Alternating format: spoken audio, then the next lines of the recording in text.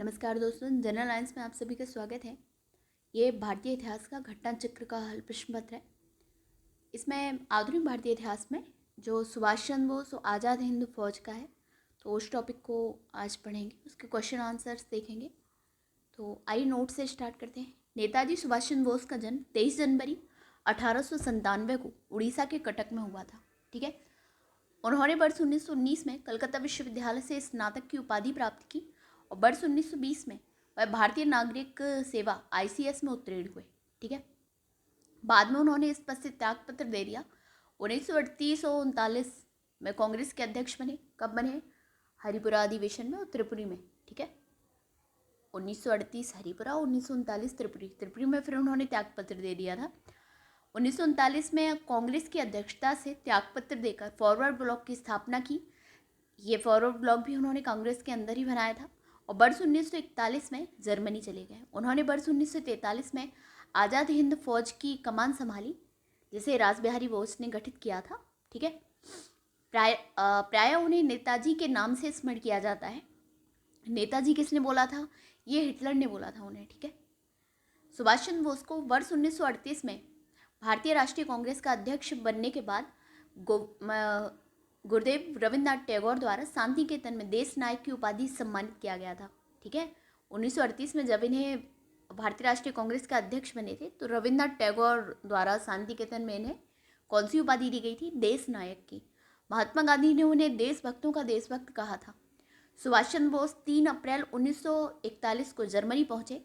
6 माह बाद जर्मनी विदेश मंत्रालय की सहायता से उन्होंने द फ्री इंडिया सेंटर का गठन किया, जहां से वे आज़ादी के पक्ष में पर्चे छपवाते थे और भाषण देते थे। वर्ष 1941 के अंत तक जर्मन तानाशाह एडोल्फ हिटलर ने निर्वासित आज़ाद हिंद सरकार को मान्यता दे दी और सुभाष चंद्र बोस को आज़ादी की लड़ाई हेतु सेना गठित करने की सहमति प्रदान की। ठीक है। वर्ष 1942 में सुभाष चंद्र बोस ने जर्मनी के जनरल इरविन रोमेल के उत्तरी अफ्रीका अभियान के दौरान पकड़े गए भारतीय बुद्ध युद्धबंदियों को भर्ती कर 10,000 सैनिकों का दल गठित किया। इसे ही द फ्री इंडियन लीजन कहा गया। आज़ाद हिंद फौज की स्थापना मूलतः किसने की थी? कैप्टन मोहन सिंह ने की थी। वे ब्रिटेन की भारतीय सेना में अफसर थे। जब ब्रिटिश सेना पीछे हट रही थी, तो मोहन सिंह जापानियों के साथ हो गए थे। जापानियों ने जब भारतीय सैनिकों को मोहन सिंह के सपोर्ट कर दिया, तो वे उन लोगों को आज़ाद हिंद फौज में भर्ती करने लगे। दिसंबर 1941 में उत्तरी मलय के जंगलों में कैप्टन मोहन सिंह के नेतृत्व वाली पंजाब रेजिमेंट की टुकड़ी जापान सेना से पराजित हुई। इस टुकड़ी के अंग्रेज लेफ्टिनेंट कर्नल LB फिट्जपैट्रिक जापान की युद्धबंदियों हेतु किंतु बैंकॉक निवासी भारतीय सिख ज्ञानी प्रीतम सिंह की जिम्मेदारी लेने पर कैप्टन मोहन सिंह एवं अन्य भारतीय सैनिकों को युद्धबंदी की बजाय जापान के मित्र का दर्जा दिया गया। ठीक है। जापान के मेजर आईवाची फुजीवारा और ज्ञानी प्रीतम सिंह ने ही कैप्टन मोहन सिंह को इंडियन नेशनल आर्मी का नेतृत्व करने के लिए उत्साहित किया। ठीक है। दिसंबर 1941 के अंत में कैप्टन मोहन सिंह इसके लिए सहमत हो गए। फरवरी मार्च 1942 में मोहन सिंह के नेतृत्व में इंडियन नेशनल आर्मी का गठन किया गया, जिसमें जापान के मलय अभियान के तहत पराजित ब्रिटिश सेना के भारतीय सैनिकों को शामिल किया गया था। स्पष्ट है कि INA का विचार सूत्र ज्ञानी प्रीतम सिंह और फुजीवारा ने दिया। तो किसने दिया था इसका विचार? इसका विचार दिया था किसने? ज्ञानी प्रीतम सिंह ने और कौन थे? फुजीवारा ने। ठीक है। जबकि कैप्टन मोहन सिंह ने उसे प्रथम नेतृत्व प्रदान करने का साहसिक कार्य किया।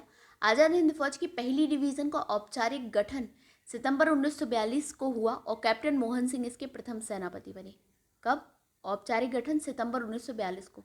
4 जुलाई 1943 को रास बिहारी बोस ने आज़ाद हिंद फौज की कमान किसे सौंप दी? सुभाष चंद्र बोस को सौंप दी। ठीक है। मतलब गठन 42 में हो चुका था, फिर उसके बाद 43 में सुभाष चंद्र बोस को इसकी कमान सौंप दी गई। 21 अक्टूबर 1943 को सुभाष चंद्र बोस ने सिंगापुर में स्वतंत्र भारत की अस्थायी सरकार का गठन किया। ठीक है। आज़ाद हिंद सरकार का गठन किया था। तो कब? 1943 में। और कहाँ? सिंगापुर में। स्वतंत्र भारत की अस्थायी सरकार। आज़ाद हिंद फौज का गठन 4 जुलाई 1943 को सुभाष चंद्र बोस के नेतृत्व में किया गया।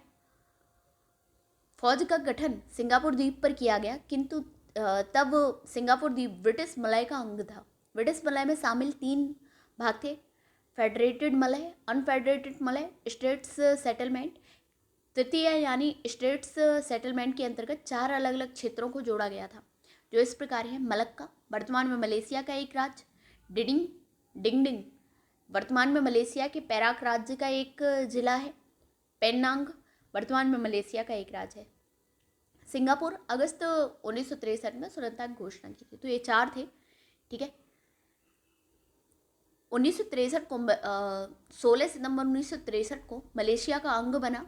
9 अगस्त 1965 को मलेशिया की संसद के एक प्रस्ताव द्वारा मलेशिया संघ से अलग कर दिया गया। ये सिंगापुर की बात हो रही है, ठीक है। स्पष्ट है कि जब सिंगापुर में आज़ाद हिंद फौज का गठन हुआ तब वह मलय का हिस्सा था, ठीक है, अलग नहीं था। सिंगापुर तत्कालीन मलय में अपने सैनिकों का आह्वान करते हुए सुभाष चंद्र बोस ने कहा था, बहुत त्याग किया है किंतु अभी प्राणों की आहुति देना शेष है। आज़ादी के आज हमें अपने शीश फल चढ़ा देने वाली पागल पुजारी की आवश्यकता है, जो अपना शीश काट कर स्वाधीनता की देवी को भेंट चढ़ा दे। तुम मुझे खून दो, मैं तुम्हें आज़ादी दूंगा। जय हिंद का नारा सुभाष चंद्र बोस ने दिया था। यह आज़ाद हिंद फौज में नमस्कार का ढंग था। जय हिंद। आज यह सारे देश का नारा हो गया है, जय हिंद, ठीक है। आज़ाद हिंद फौज दिवस 12 नवंबर 1945 को मनाया गया था।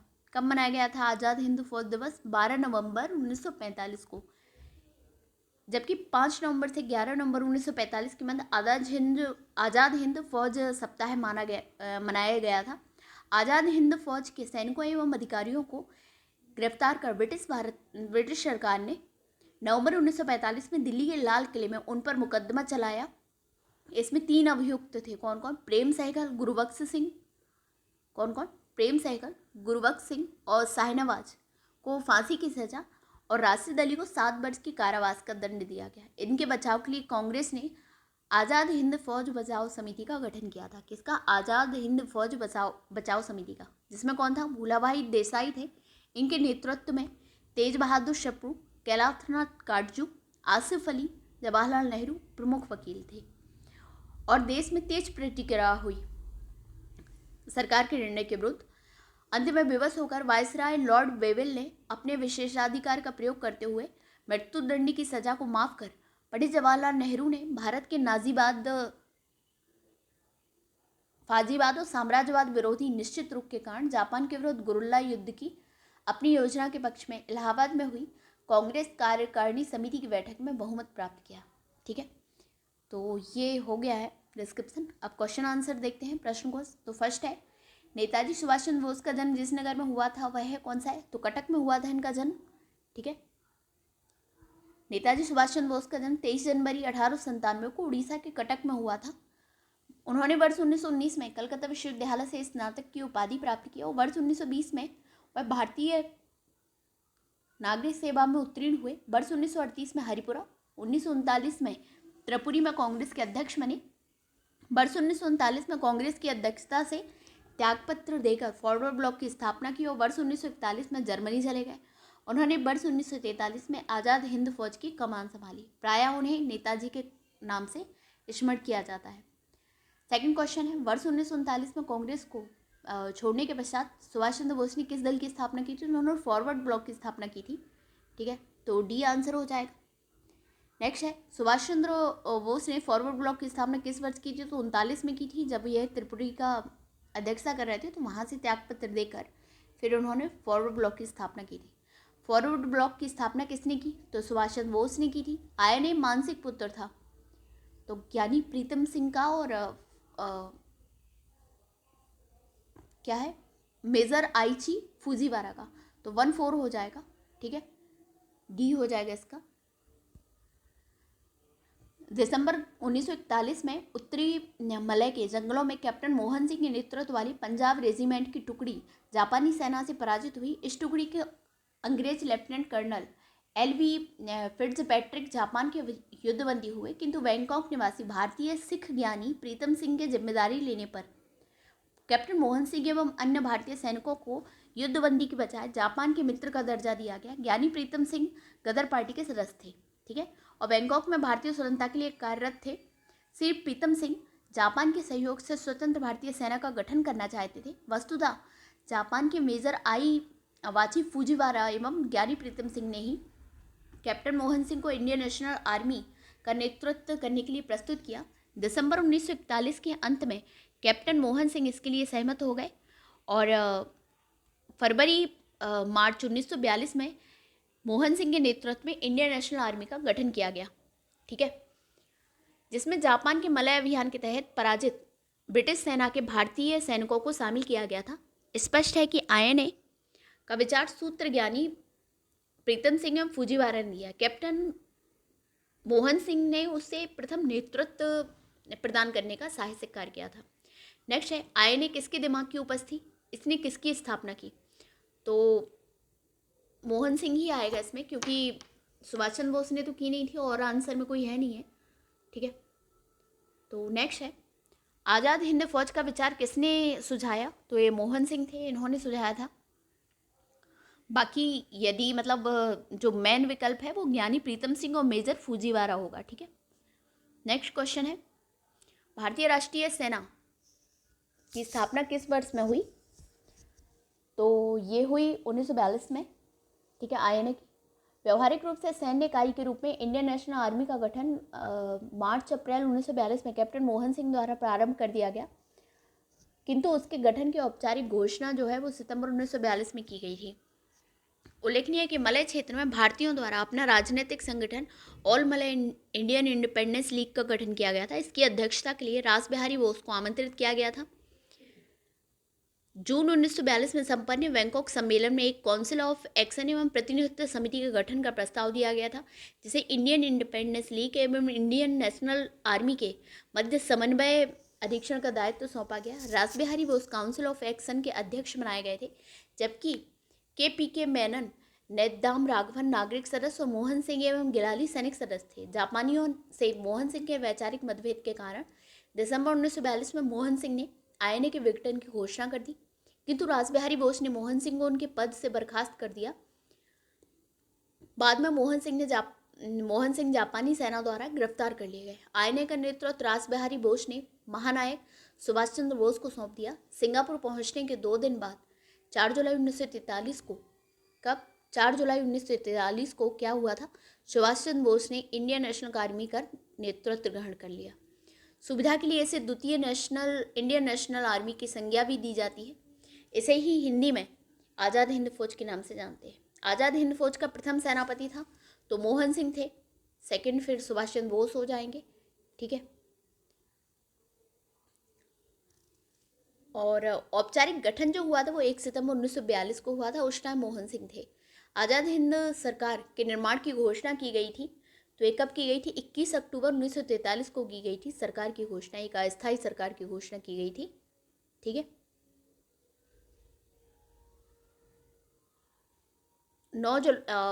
4 जुलाई 1943 को रास बिहारी बोस ने आज़ाद हिंद फौज की कमान सुभाष चंद्र बोस को सौंप दी। 21 अक्टूबर 1943 को सुभाष चंद्र बोस ने सिंगापुर में स्वतंत्र सरकार की अस्थायी सरकार आज़ाद हिंद सरकार का गठन किया था। सुभाष चंद्र बोस ने स्वतंत्र भारत की अंतरिम सरकार की स्थापना की घोषणा कब की थी? तो 21 अक्टूबर 1943, ठीक है। नेक्स्ट है, 1943 में आज़ाद हिंद फौज अस्तित्व में आई, तो कहाँ पे? सिंगापुर में आई थी। जो मलय, अच्छा तत्कालीन मलय है तो मलय ही आएगा, ठीक है। आज़ाद हिंद फौज का गठन 4 जुलाई 1943 को सुभाष चंद्र बोस के नेतृत्व में किया गया था। फौज का गठन सिंगापुर द्वीप पर किया गया था, किंतु तब सिंगापुर द्वीप ब्रिटिश मलय का अंग था। ब्रिटिश मलय में शामिल 3 अंग थे, कौन कौन से? Federated Malay, unfederated Malay, state settlement. तृतीय यानी स्टेट सेटलमेंट के अंतर्गत 4 अलग अलग क्षेत्रों को जोड़ा गया था, जो कौन कौन से हैं? मलक्का, वर्तमान में मलेशिया, डिंगिंग, ये वर्तमान में मलेशिया का पेराक राज्य का एक जिला, पेनांग, वर्तमान में मलेशिया का एक राज्य। सिंगापुर, अगस्त 1963 में स्वतंत्रता की घोषणा की सिंगापुर में। 16 सितंबर 1963 को मलेशिया का अंग बना सिंगापुर।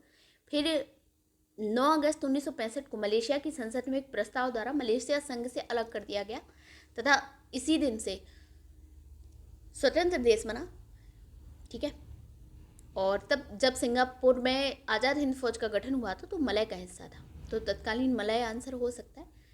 39, किस भारतीय क्रांतिकारी ने सुभाष चंद्र बोस को इंडियन नेशनल आर्मी के गठन में सक्रिय सहयोग दिया था? तो ये रास बिहारी बोस हैं, ठीक है, इन्होंने दिया था।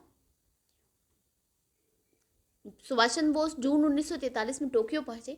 उसके तुरंत बाद रास बिहारी बोस ने सुभाष चंद्र बोस के पक्ष में भारतीय स्वतंत्रता लीग की अध्यक्षता पद से त्यागपत्र दे दिया। सुभाष चंद्र बोस को आज़ाद हिंद फौज का सर्वोच्च सेनापति घोषित किया गया। नेक्स्ट है, आज़ाद हिंद फौज का प्रधान कार्यालय कहाँ स्थित था? तो रंगून में स्थित था इसका प्रधान कार्यालय। वैसे सिंगापुर में था, फिर उसके बाद रंगून स्थापित कर दिया था, ठीक है। नेक्स्ट है, निम्नलिखित में से कौन आज़ाद हिंद फौज से जुड़े हुए नहीं थे? राशिद अली, शाहनवाज, पीके सहगल और बीसी दत्त। तो बीसी दत्त नहीं थे, बाकी पीके सहगल, शाहनवाज, गुरुबख्श, इन लोगों को लाल किले पर फांसी की सजा दी गई थी, जबकि राशिद अली को कुछ वर्ष की सजा दी गई थी, 7-8 वर्ष की, ठीक है। तो डी हो जाएगा, ठीक है। आज़ाद हिंद फौज के अधिकारियों एवं सैनिकों को गिरफ्तार कर ब्रिटिश सरकार ने नवंबर 1945 में उन पर मुकदमा चलाया। इसमें प्रेम कुमार सहगल, गुरुबख्श सिंह और शाहनवाज को फांसी की सजा तथा राशिद अली को 7 वर्ष की कारावास की सजा सुनाई गई। और बीसी दत्त का संबंध नहीं है। तुम मुझे खून दो, मैं तुम्हें आज़ादी दूंगा, कौन है? सुभाष चंद्र बोस हैं, इन्होंने बोला था, ठीक है। सिंगापुर में अपने सैनिकों का आह्वान करते हुए सुभाष चंद्र बोस ने कहा था, बहुत त्याग किया है किंतु अभी प्राणों की आहुति देना शेष है। आज़ादी को आज हमें अपने शीश फल चढ़ा देने वाले पागल पुजारी की आवश्यकता है, जो अपना सिर कटाकर स्वाधीनता की देवी को भेंट चढ़ा सके। तुम मुझे खून दो, मैं तुम्हें आज़ादी दूंगा। नेक्स्ट है, अखिल भारतीय फॉरवर्ड ब्लॉक की स्थापना के लिए सुभाष चंद्र बोस ने कौन जुड़े और आईएनए आंदोलन के साथ भी जुड़े रहे? तो इसमें जयप्रकाश नारायण, वैकुंठ शुक्ल, रामनारायण प्रसाद। इसमें सी होगा आंसर, सीलभद्र याजी, ठीक है। सीलभद्र याजी बिहार के एक स्वतंत्रता सेनानी थे जो महात्मा गांधी एवं सुभाष चंद्र बोस से जुड़े थे। याजी अखिल भारतीय फॉरवर्ड ब्लॉक की स्थापना के लिए सुभाष चंद्र बोस से जुड़े और आईएनए आंदोलन के साथ भी जुड़े रहे, ठीक है। नेक्स्ट है, भारतीय स्वतंत्र संघर्ष के दौरान निम्नलिखित में से किसने द फ्री इंडियन लीजन नामक सेना बनाई? तो सुभाष चंद्र बोस ने बनाई थी द फ्री इंडियन लीजन, ठीक है। सुभाष चंद्र बोस 3 अप्रैल 1941 को जर्मनी पहुंचे। 6 माह बाद जर्मन विदेश मंत्रालय की सहायता से उन्होंने द फ्री इंडिया सेंटर का गठन किया, जहां से वे आज़ादी के पक्ष में पर्चे छपवाते थे और भाषण देते थे। वर्ष 1941 के अंत तक जर्मनी तानाशाह है। एडोल्फ हिटलर ने निर्वासित आज़ाद हिंद सरकार को मान्यता दे दी और सुभाष चंद्र बोस को आज़ादी की लड़ाई हेतु सेना गठित करने की सहमति प्रदान की। वर्ष 1942 में सुभाष चंद्र बोस ने जर्मनी के जनरल एरविन रोमेल के उत्तरी अफ्रीका अभियान के दौरान पकड़े गए भारतीय युद्धबंदियों को भर्ती कर 10,000 सैनिकों का दल गठित किया। इसे ही द फ्री इंडियन लीजन कहा गया। इनमें से किसने रानी लक्ष्मीबाई रेजिमेंट की स्थापना की? तो सुभाष चंद्र बोस ने की थी, डी हो जाएगा इसका आंसर, रानी लक्ष्मीबाई रेजिमेंट की स्थापना की थी। और जो लक्ष्मी सहगल थी वो उसकी हेड थी। रानी लक्ष्मीबाई के नाम पर झांसी की रानी रेजिमेंट की स्थापना वर्ष 1943 में सुभाष चंद्र बोस ने की थी। लक्ष्मी सहगल आज़ाद हिंद फौज की महिला ब्रिगेड रानी लक्ष्मीबाई रेजिमेंट की कमांडर थी। आज़ाद हिंद फौज के अन्य ब्रिगेड थे Subhash brigade, Nehru brigade, Gandhi brigade, ठीक है। नेक्स्ट निम्नलिखित में से किस एक ने सुभाष चंद्र बोस को देश नायक कहा था? तो रविन्द्रनाथ टैगोर ने कहा था। शांति निकेतन में इन्हें ये उपाधि दी थी इन्होंने, देश नायक की। और देशभक्तों का देशभक्त किसने कहा था? ये महात्मा गांधी ने कहा था, ठीक है। 1938 में इन्हें दी गई थी ये उपाधि देश नायक की रविन्द्रनाथ टैगोर द्वारा। नेक्स्ट है, जय हिंद किसका नारा था? तो ये सुभाष चंद्र बोस का नारा था, बी आंसर हो जाएगा इसका, जय हिंद। जय हिंद का नारा सुभाष चंद्र बोस ने दिया था। है आज़ाद हिंद फौज में नमस्कार का ढंग था और आज यह सारे देश का नारा हो गया है। आज़ाद हिंद फौज दिवस किस तिथि को मनाया जाता है? तो यह 12 नवंबर 1945 को मनाया गया था ये, ठीक है। आज़ाद हिंद फौज दिवस 12 नवंबर 1945 को मनाया गया था, जबकि 5 से 11 नवंबर 1945 के मध्य आज़ाद हिंद फौज सप्ताह मनाया गया था। नेक्स्ट है, आज़ाद हिंद फौज के किस सैनिक को 7 वर्ष के कारावास का दंड दिया गया था? तो राशिद अली थे, सी हो जाएगा इसका आंसर। ठीक है। जबकि शाहनवाज को क्या फांसी की सजा दी गई थी लाल किले पे? शाहनवाज प्रेम सहगल और गुरुबख्श सिंह, इन्हें नवंबर 1945 में दिल्ली के लाल किले पर उन पर मुकदमा चलाया गया था। और बचाव में एक आज़ाद हिंद फौज बचाव समिति का भी गठन किया गया था। भूला भाई नेतृत्व करता थे। उसके अलावा तेज बहादुर सप्पू, कैलाश नाथ काटजू, आसिफ अली और जवाहरलाल नेहरू प्रमुख वकील थे।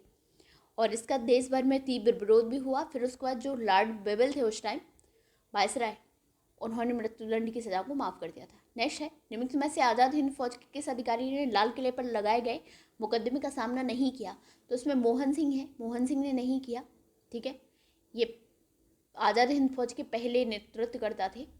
आज़ाद हिंद फौज के अधिकारी मोहन सिंह ने लाल किले पर चलाए गए मुकदमे का सामना नहीं किया।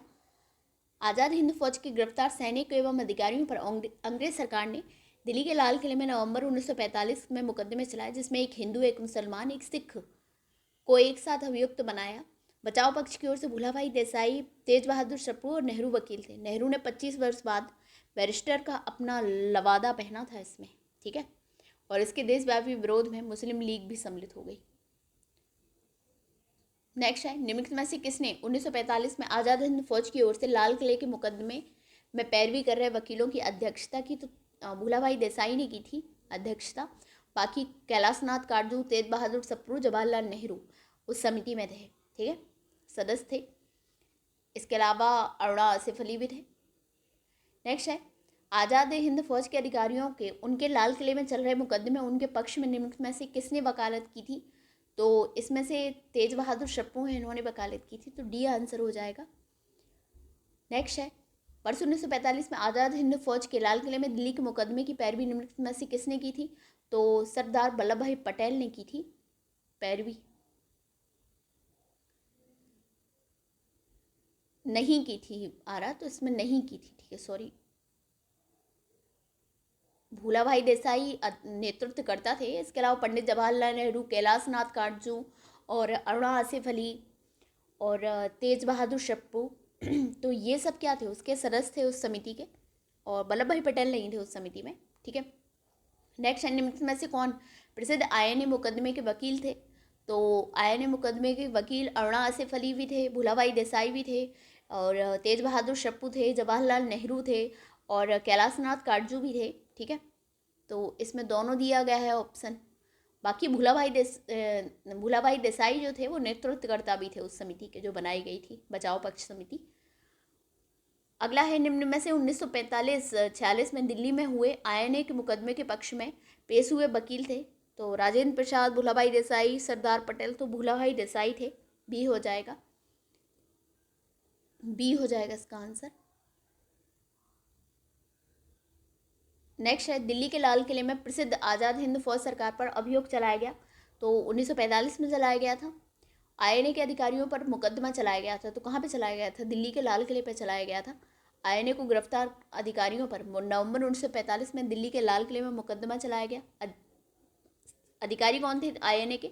शाहनवाज खां, कर्नल गुरबख्श सिंह ढिल्लन और कर्नल प्रेम सहगल, और जिन पर राजद्रोह का आरोप था। इसके अलावा एक और सदस्य राशिद अली, उन्हें 7 वर्ष की कारावास की सजा हुई थी। ठीक है,